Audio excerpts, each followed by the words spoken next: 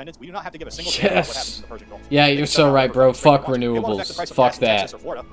And culturally, we need to return to the foundation. Yeah, let's focus on the finite resource that is also destroying all of the ecosystems on our planet, which uphold the food chains that we rely on. Yes! Yeah, I don't see that backfiring at all, man. That's a great idea. I'm passionate. I'm a passionate nigga, okay? Anyways, seriously though, we do need to I'm gonna say the N-word. I'm gonna say the N-word. That are brainwashing young men into hating themselves. We need to reject this feminist. Yeah, let's get a replay on that. Since Jimmy, he's so proud of it. Okay. Yeah, he's passionate. We need to return to the foundation that built this place. He's passionate about saying the N-word. He loves saying it. I'm passionate. I'm a passionate. He's okay. Anyways, he's sorry for cussing. Once again, I'm sorry for cussing. I'm passionate. I'm a passionate nigga. Okay. I'm sorry for cussing. Truly, we need to return to I'm sorry. Wait. The foundation that built this place. This is what he sounds like in real time. Okay, this is normal speed. Anyway. So funny. I'm a passionate nigga. Okay. Got him. Anyways. Yeah, take that, woketards. Let's react to Jimmy Talks. This video is called Netflix's War on Men and the Ongoing War in Iran. What's up, guys? Let's go. What's up, Jimmy? So, I have two topics I want to cover today. The first one is this stupid gay Netflix movie called Inside the Manosphere, and then the next part of the video will be the Iran war. But Yay. we have to talk about these things, and I think they're related just a little bit. Alright, so he's playing GTA 5 here, just like I did. It seems he's been watching my videos and he's copying me. Okay, obviously, GTA 5 is a pretty indie game, you know, it's pretty small. It's niche, nobody fucking knows about it. So the fact that he's playing it now, it tells me that you know, he's a fan. Okay, he's been watching me. The reason me. why is because it's just the absolute state of the culture and the geopolitical nightmare that the elites are dragging us into. And he's playing it in first-person mode, too. Red Pill Awakening analysis video, while also talking about the stupid movie that came out, which is just horrible. It's just horrible on all accounts. And then we also have the Iran war, which is just horrible on all accounts. Everybody's waking up to this. But on one side, you have cultural decay, which is this movie. And on the other hand, we have a war for Israel. So, anyways, let's just start off. Let's get into it. This new Netflix movie. This movie just dropped. It's called Inside the Manosphere. Well, first of all, before... Hey, wait. Before we get into this... Whoa. I'm gonna go make a coffee real quick. Alright, I'll be right back. And I'm back. Alright, back to this shit. Get into this movie. The fact that it's on Netflix is red flag number one. We already know Netflix is woke, very progressive, libtard, yada yada. True. You know, if something's coming out on Netflix, you already know what kind of programming comes out of Netflix. So, secondly, they're using the term manosphere. So yeah, it's not at all like the fucking... What's the Daily Wire streaming service called? I forgot, bro. Have you seen their shows? So like, what... If Netflix is the woke streaming service, what is the anti-woke streaming service? It's Disney Plus, okay, that actually is. Obviously. No, it is a completely made-up feminist buzzword. They use it as a pejorative to attack and shame and, you know, diagnose armchair psychologists, diagnose men who simply just don't want to deal with this insane progressive garbage that has been infecting our society for the past, I don't know, 20 years. So the movie basically just sits there and shits on everyone who is red-pilled about female nature. They'll go after guys like Myron Gaines, you know, Fresh and Fit, the podcast, you know, Myron's on there, but just in general. Dude, those guys they're what? I mean, yeah, they're misogynistic from what I've seen of them, but those guys are like Holocaust revisionists. That's so insane to me. Yeah, you're right. Dude, Andrew Tate is a sex trafficker. He is a prolific sex trafficker. Dude, common beta male programming thinking that we've had. Beta male. Yeah, dude, if you don't like sex trafficking and Holocaust revisionism, you are a beta. That's right. That's right, you're a beta male. Don't like it anymore. They're sick of it. They're tired of it. It's a bullshit movie. And to put it bluntly, it is porn for the programmed beta male mind. It's just designed to make weak men feel morally superior for being weak, and to make feminists feel justified. You know, I'm not gonna lie to you, man. When it comes to Holocaust deniers and sex traffickers, yeah, I feel morally superior. Yeah, hey, call me a woke tard for it. Like, come on, bro. What are we doing here? But my bad. I must ask an important question. My bad. I'm morally grandstanding right now. Why is there such a massive rise in influencers and regular everyday men standing up and becoming red-pilled on women's nature? Why is this happening on such a massive scale? Well, you see... Because of economic downturn. because the economy is in the shitter. That's it. The timeline here, starting from the millennials, That's just my the 90s, opinion, though. 1990s, all the way down to Gen Z, who are now coming of age, and a lot of them are also in their 20s. These guys have been programmed their whole entire lives. If you went to a public school in America, you were subjected to a very specific set of historical guidelines and a deeply subverted way of learning. So, from the moment you walked into a classroom, Written by Robert Maxwell. The U.S. was nothing but a long, dark timeline of violence, oppression, and suffering. You were told that it was mostly white men who did absolutely... You see, I have a very different perspective on history, because he's speaking some truth here, okay? In public schools, you do learn about stuff like the Native American genocide, okay? That's something that I don't think they used to teach in school. But that's in most curriculum now. I mean, I was born and raised in Alabama, and even I fucking learned about it. Okay, you know, it was very relevant it's very relevant to our region. Okay, but anyway, the way I see history classes, it's not like the way you're describing it, where like, oh, it's just like one travesty after another, and feel bad and feel guilty. Okay, no, it's more like you know, it's a lot of specifics, it's a lot of details. And it depends on what class we're talking about. But if we're talking about U.S. history, right, American history, it's a lot of like case law, you know, elections, right, legislation, that kind of history, and then, you know, we get to like the Jim Crow stuff. You get to slavery, you get Jim Crow. And it's like, oh yeah, that stuff was bad, but like, but it's all better now, okay? But we're all good now, okay? And that's the way most Americans learn this shit, okay? It's like, yeah, terrible things happen, but like, you know, that was in the past, and now we're building a better future, and blah blah blah. And there isn't a lot of, my point is, there isn't much talk about the continuity of these things, right? So like, the police and the prison system as an institution exist to replace chattel slavery. Okay, but that's not how it's framed in history classes. Okay, see, they don't talk about how there weren't prisons, there weren't mass incarcerations before slavery was abolished. They don't talk about that shit. Interesting. All of the bad things in the world. This anti-white, anti-male rhetoric is especially prevalent in public schools and especially college, but definitely more so college. Colleges, you know, they have courses where they literally teach on how toxic you are just for existing as a white guy. Absolutely insane. You can't do that for any other race. There would be a whole lot of, Anyways, not gonna even get... Wait, what the fuck are you talking about? Colleges, you know, they have courses where they literally teach on how toxic you are just for existing as a white guy. Absolutely insane. You can't do that for any other race. There would be a whole lot of... What is your source? What is this class? What are you talking about? What is the class for feeling bad as a white guy? I would like to know. Anyways, not going to even get into that because YouTube fucking sucks. But anyways, they have been told that their history is inherently evil. The educational system mostly glosses over all the incredible, monumental things that happened in American history.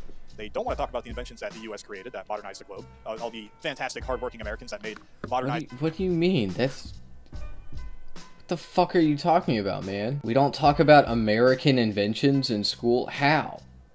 How do we not talk about that? What school did you go to? Were you homeschooled? Look, this is just not reality. Okay, when you attend a public school, of course they teach you about American inventions. Huh? Like Thomas Edison, the fucking light bulb? Okay, he stole that shit, by the way. He stole everything, but... inventions to make everyone else's lives better. They don't want to talk about they the do teach you rights and about civil it, liberties that we established. That wasn't a thing before. We made that idea. We made the framework. They completely go over the Constitution. They don't really explain how important it is. It's like, oh, it gives you your rights. Yeah, whatever. They completely ignore how the men of this nation turned a wild, untamed forest land into a sprawling industrial powerhouse that was, and is, the most advanced and dominant nation of all time. They don't want young men feeling pride in their ancestors. They want them feeling guilt. Well, as these young men get older, they started to realize this. It's just vibes. It's just vibes with these motherfuckers. Like, you can't be specific about anything. What does our common curriculum leave out? that you didn't just say. Like, let's hear that again, okay?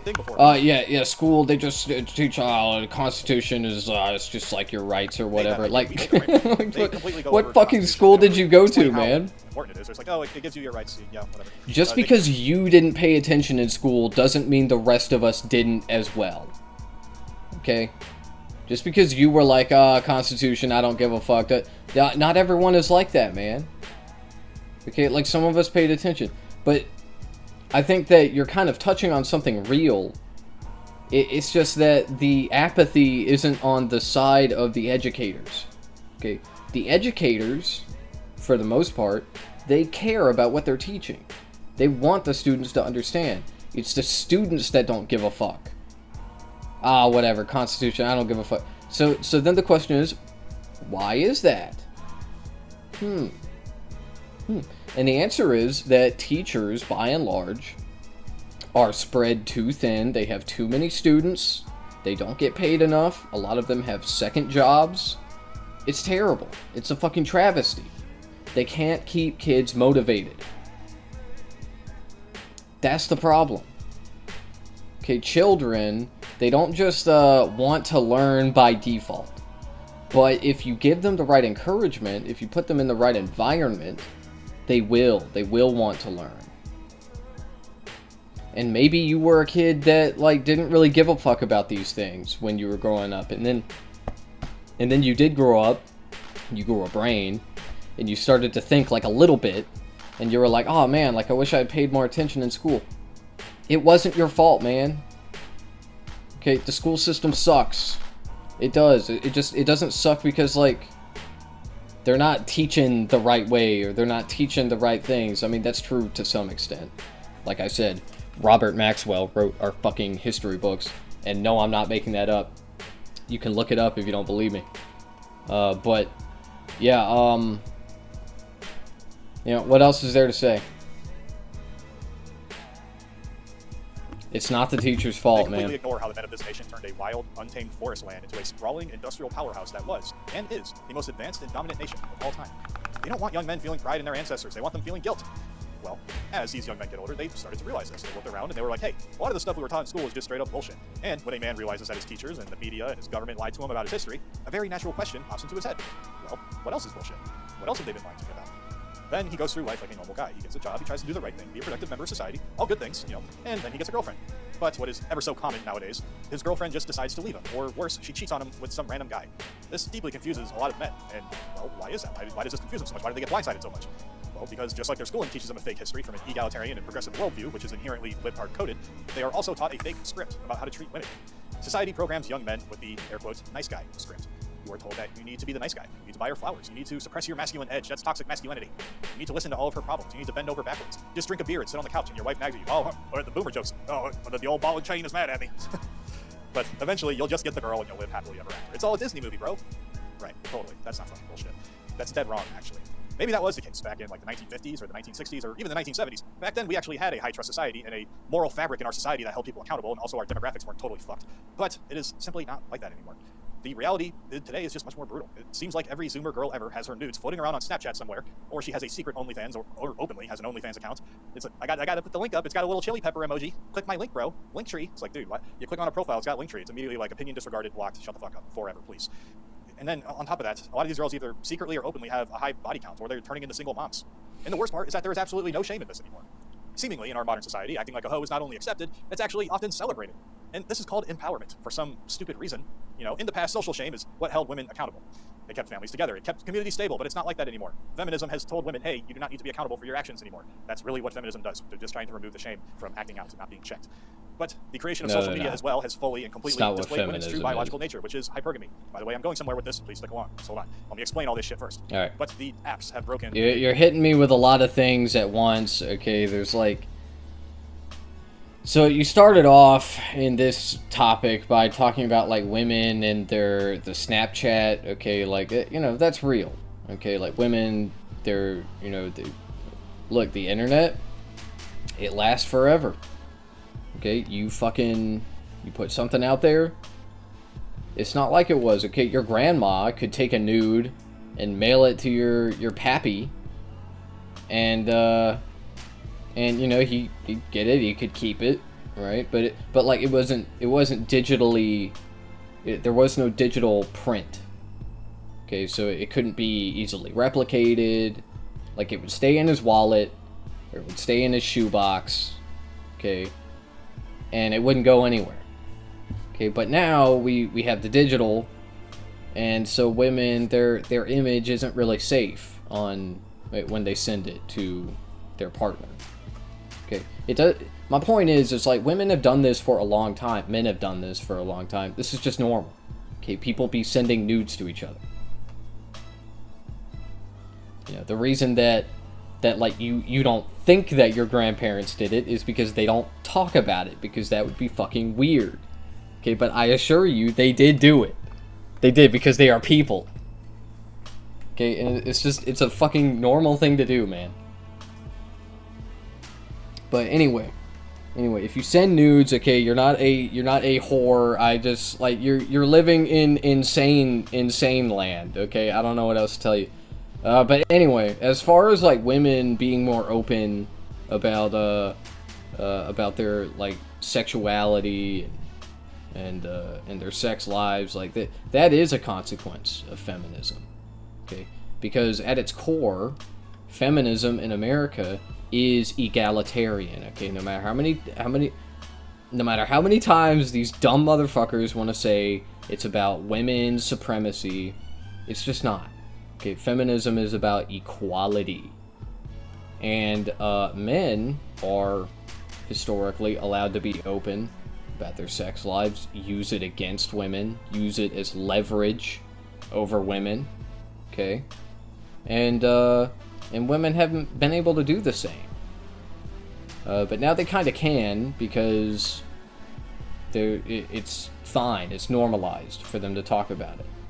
Okay, but these dipshits, these groypers, they think that it's like a big problem, and like women be whores, and it's like really terrible, and yada yada.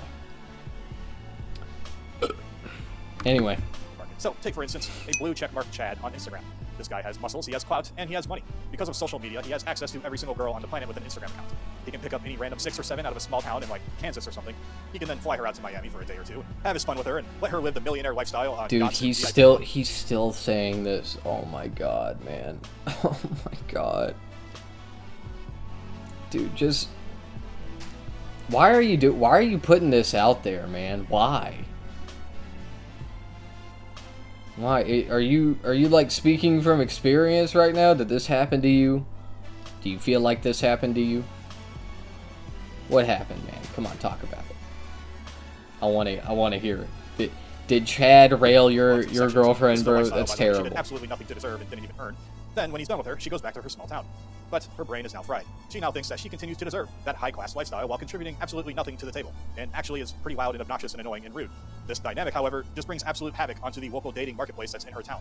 So she refuses to accept any normal, regular, hardworking man, even if he's a good guy. Come on, don't hit those. Those guys are just... Dude, you're terrible, okay? You're the worst GTA player ever. Feminism. Girl, I'm gonna just wait. I'm gonna manifest it. Yeah. I'm just gonna wait. Those guys were just doing their jobs. Of the 0.1%, and it's just never gonna happen. And at least her being lonely in an apartment full of cats forever. On top of feminism, telling women that all men are toxic and bad. Yeah, just cat lady. I mean, women. Meanwhile, you have regular men being raised with a cat lady, just trying to be a nice guy.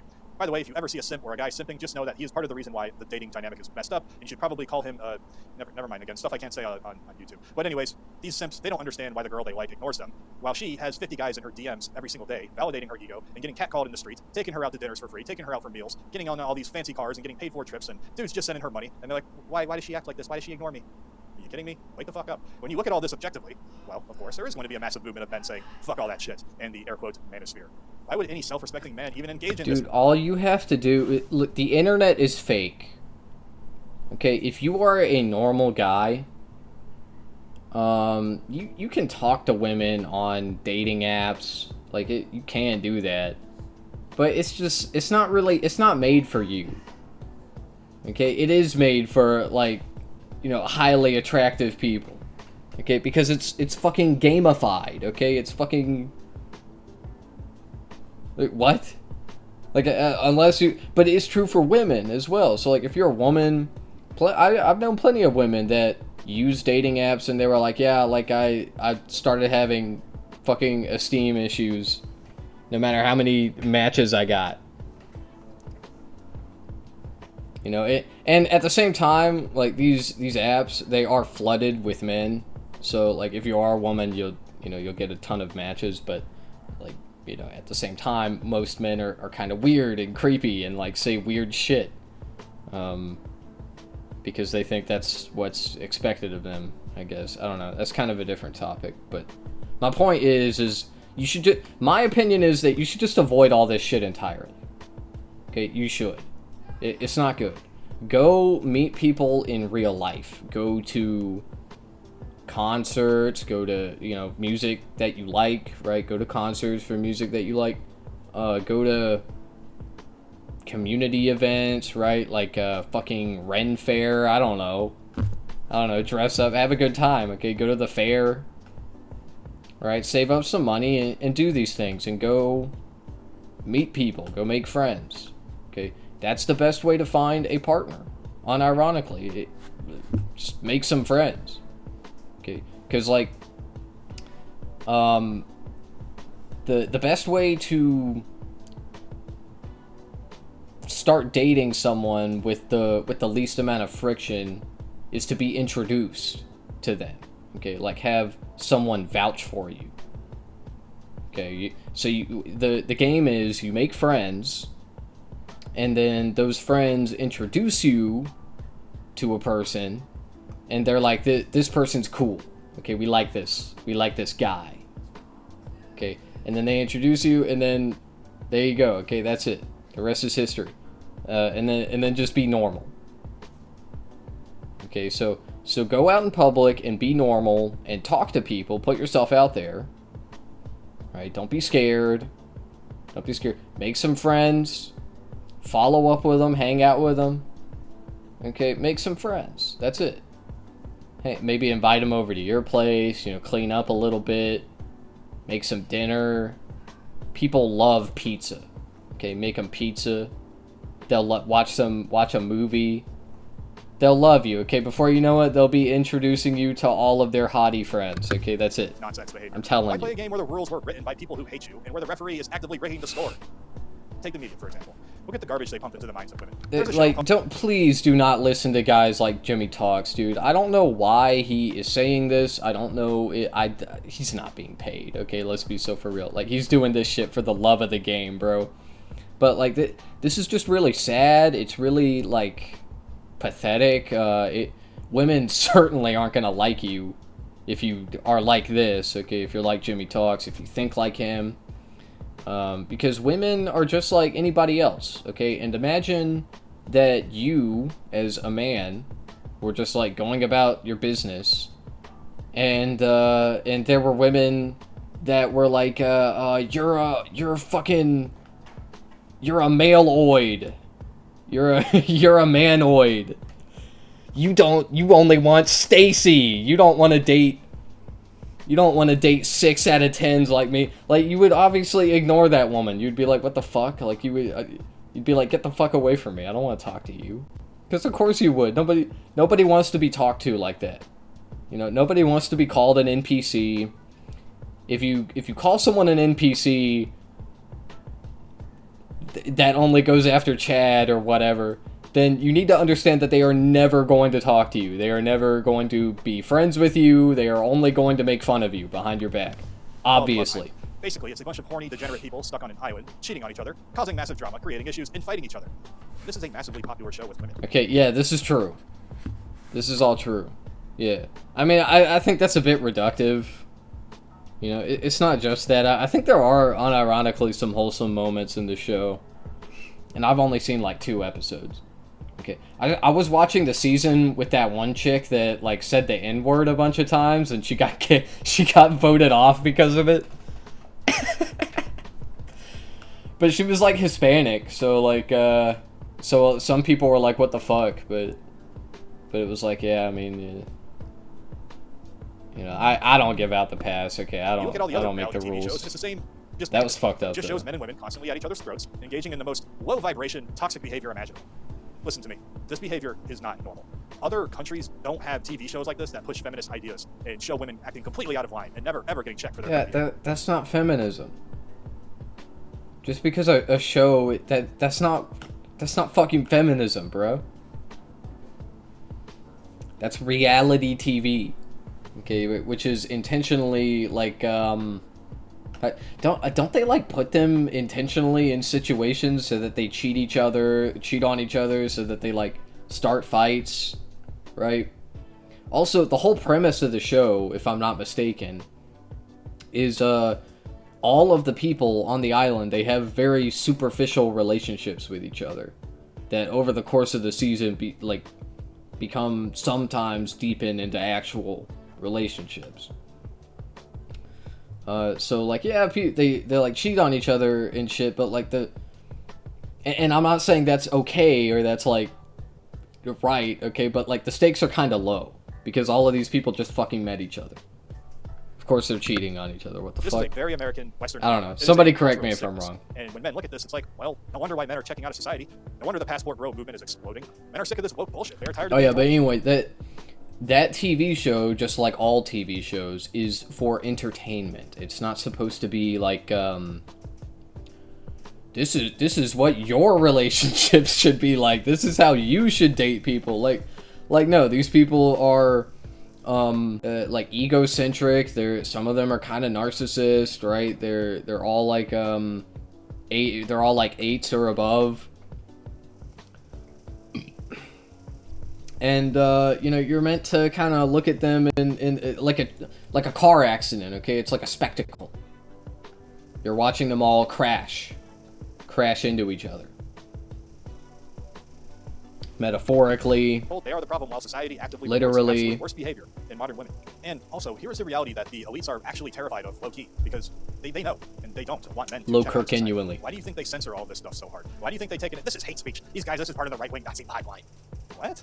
What are you talking about, bro? We're just looking at reality. What do you even? You're taking something completely different and just making it, you know, whatever. I'm not gonna get into that. But if you watch this channel, you already know that's bullshit. But anyways. Okay, so Jimmy, I can't remember if I've ever heard you say it, but like I've been watching Groypers, and fuck, I was watching Leaflet last week, and this was like a point of contention. She was in this controversy. Sorry if I'm like getting off topic, okay, but you brought up Nazis, okay. And in Leaflet, she said like Hitler is cool, or he was cool. She said Hitler was cool, okay, and a lot of people took issue with that, understandably. But like my point is she was very defensive about it. And she was like, no, you're like woke scolding me. You're like calling me a Nazi. I'm not a Nazi. But like when my point is when you say stuff like Hitler was cool, based, you know, Nazi. When you say Nazi shit, people will call you a Nazi. Okay, that's it. So do you believe Nazi shit, Jimmy? Is that? You cannot run a civilization on feminist bullshit. Something you Society believe? Literally cannot hold itself up without men. First of all, on a basic biological level, you need both a man and a woman to make more people. The birth rates are plummeting because the relationships between men and women have been destroyed. Secondly, men are going to keep the entire world running much more than women do. It is men who take the dangerous and dirty, high-stress jobs. Men are the ones repairing the infrastructure and all the blue-collar trade jobs. Men are keeping the power grid online. Men are keeping the sewers operating. Why did they do that?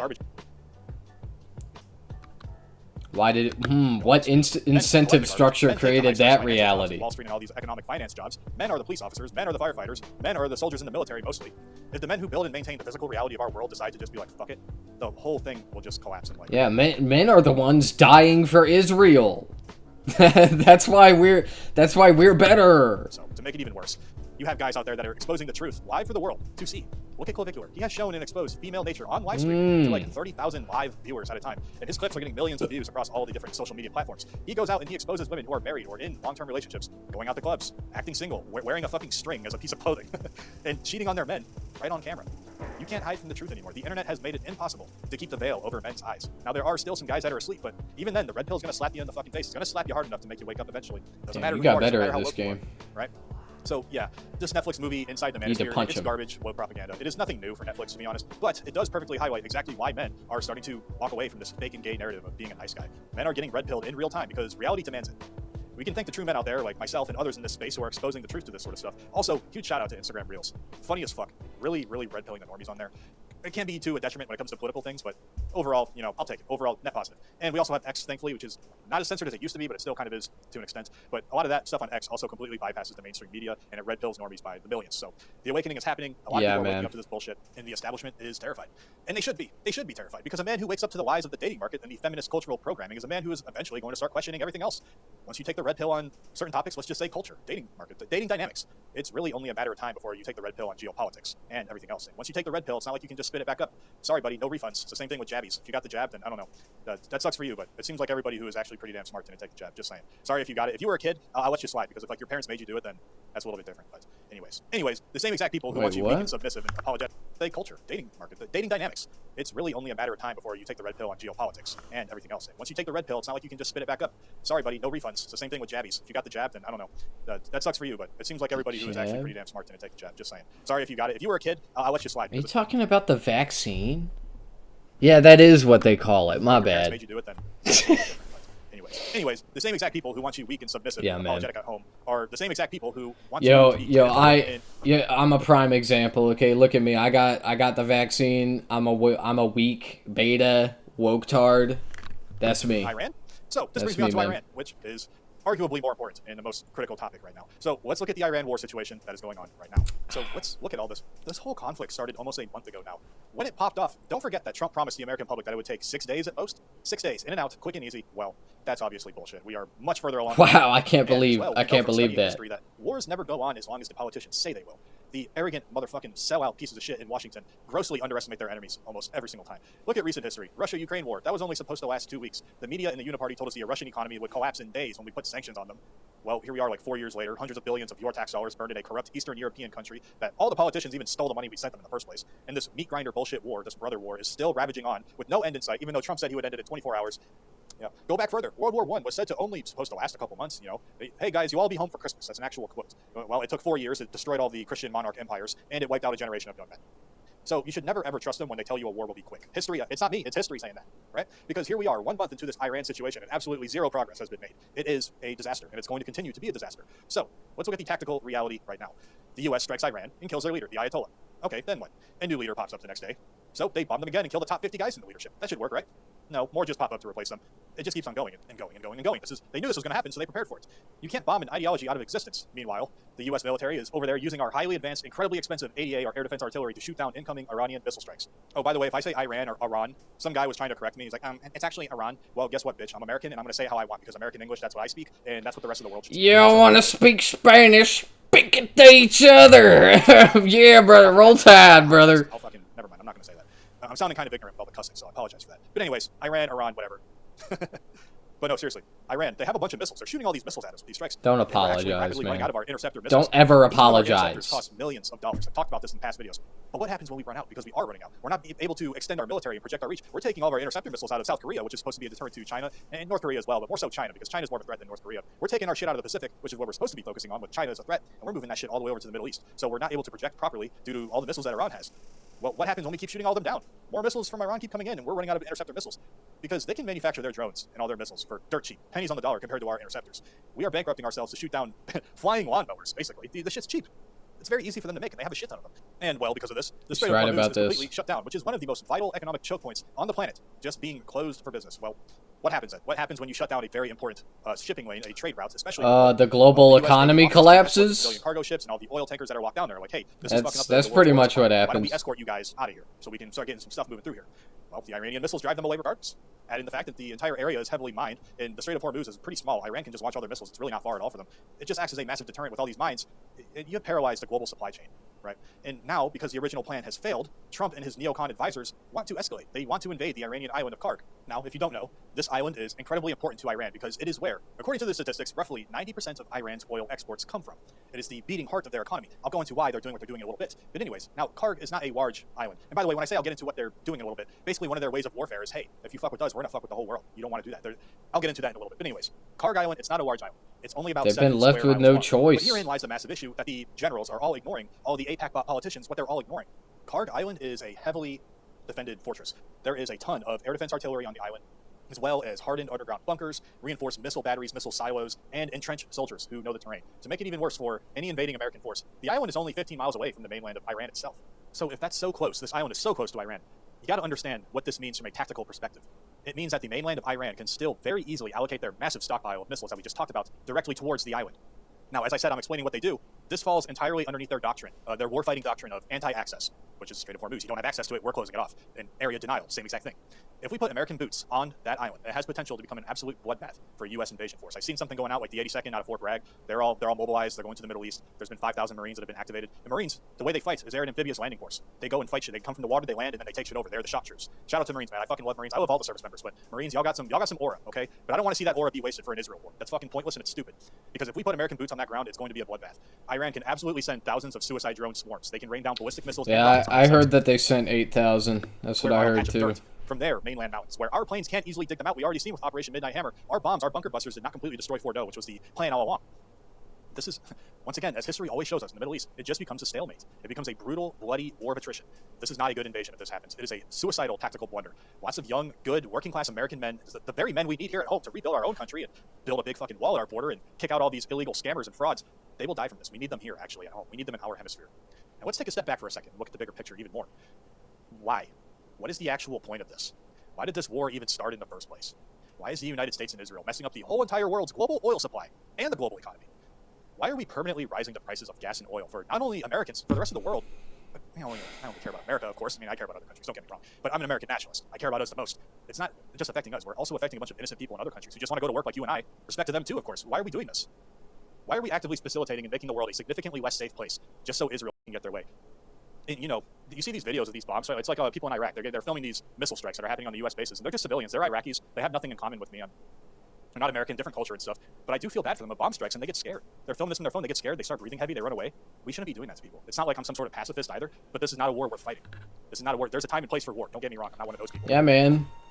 And meanwhile, Israelis go into their bunkers and have fucking dance parties. But if you're Muslim, you don't get that luxury.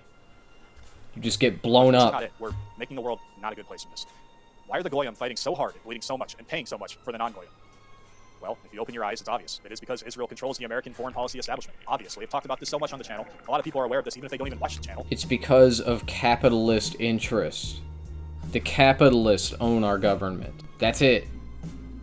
Okay, this is just another way. Like, you guys hyperfixate on the ideology, the Zionism. Okay, Zionism is the wool over the masses' eyes. The real shit is the resource extraction and the cheap labor. Okay, the refugee, the migrant waves. Okay, that's it. That's what all of this is about, and it's not just the Middle East. It's all of the global South. This plan to fight Iran is nothing new either.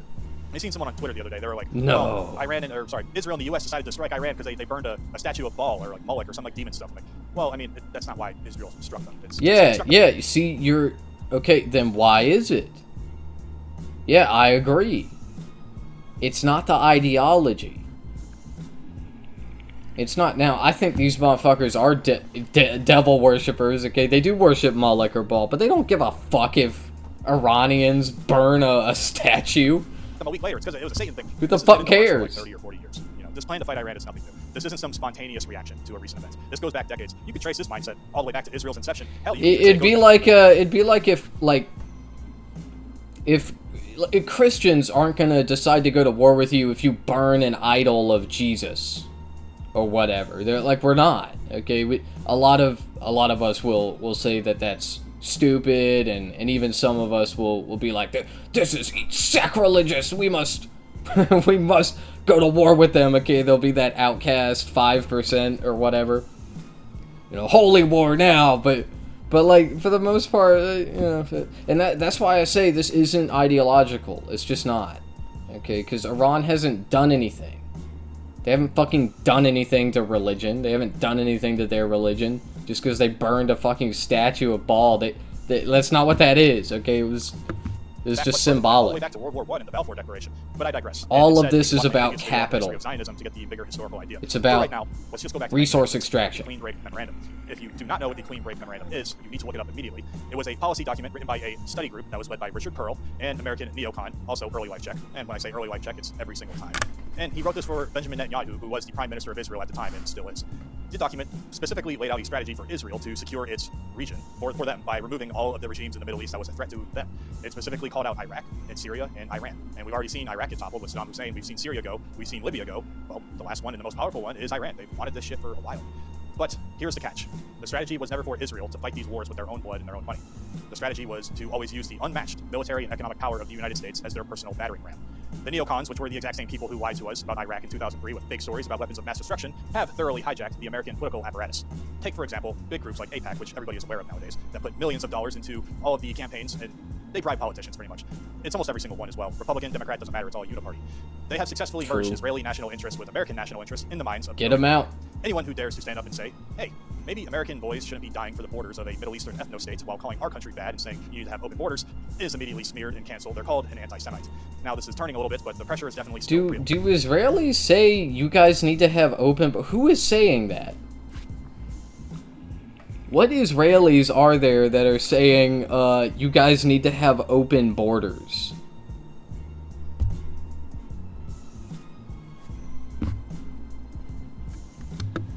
So, now, here we are. The Iran war is going to continue to escalate and get worse and worse. Trump won't pull out because he is too much of an egomaniac to just accept that he lost. He lost his bet. It didn't go out the way he planned.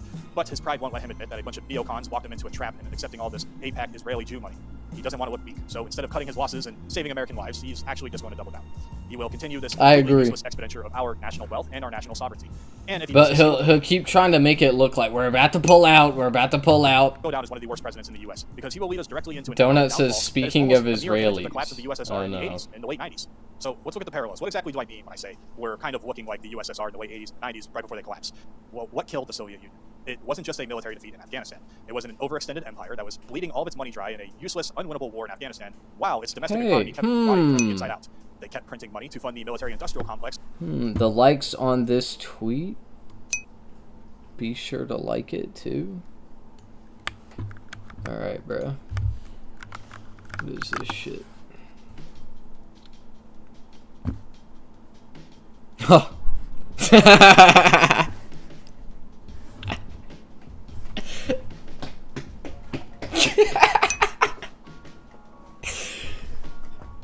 Yeah, true.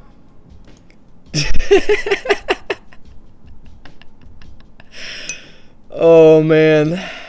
Oh, that's so good.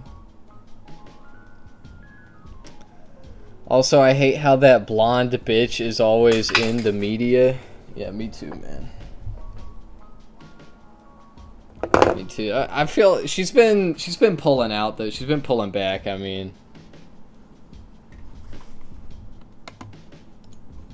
until the currency was worthless. The politicians lied to the people, the media covered up the failures, and eventually the entire system just snapped. This is exactly what's happening to America right now.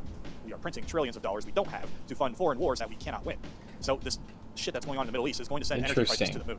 And if the price of energy goes up, the price of off topic, I signed the documents to my new apartment. Groceries, transportation, the small ass 400 square foot. Congrats, bro. Which is already suffocating under inflation and is pretty much dead at this point. Yes, 400 square foot. So some foreign lobby. I love that for you. Global superpower. They can feel good about securing Israel's borders because they were paid off to do it. This is just a complete and total. And just in time for gas prices to skyrocket to 15 a gallon, bro. Congratulations. 400 deposit and 400 off my rent. Nice. Nice. American nation. I love that for you, bro. They are taking our people away from us, and they are destroying the future of our children. So you may ask yourself, we're in a bit of a quagmire right now. Well, what is this? What you don't say. We're knee deep in Schitt's Creek, because we can't just sit around and complain while our country is just being gutted from the inside out by all these globalist psychopaths. Globalist, air quote. At this point, I think the only viable answer is hardcore American ultranationalism, or America First nationalism, whatever you want to call it. We need a complete, radical... My Aunt Karen won't be happy, but eh. Anywho, what is JT on about? Don't call him JT. Don't call him that, bro. Call it, what is this moron talking about? What is this dipshit talking about? insult him. Anyway, he's talking about how, at first he was talking about how, women don't want to fuck him, they only want to fuck Chad. Now he's talking about Iran. Full pivot back to an uncompromising America First policy. The era of the United States acting as the world's policeman for Israel, or the world's piggy bank, we pay for everything, we protect everybody, and the world's mercenary force must end immediately. The solution's actually pretty freaking simple. Yeah, I mean, he's kind of referencing NATO here. Jimmy has to be ugly as fuck, LMAO. Oh, yeah. Yeah, he's a fucking gremlin, I assure you. But anyway, look, man, we get something out of NATO. Okay, it's actually good for us. Believe it or not. Okay, it's not just like we protect everyone and that's it. Okay, no. No, we force them to increase their defense spending. Okay, and then they buy shit from us. They buy our surplus stock, our new weapons, because we're constantly replacing our shit with new shit. We constantly are making new weapons. Okay, so we sell them our old shit. We make a little, we recoup some of our investment, so it's actually profitable. Okay, in the end. That's NATO. Okay, it's good for America. That is applied to every single domestic and foreign policy decision.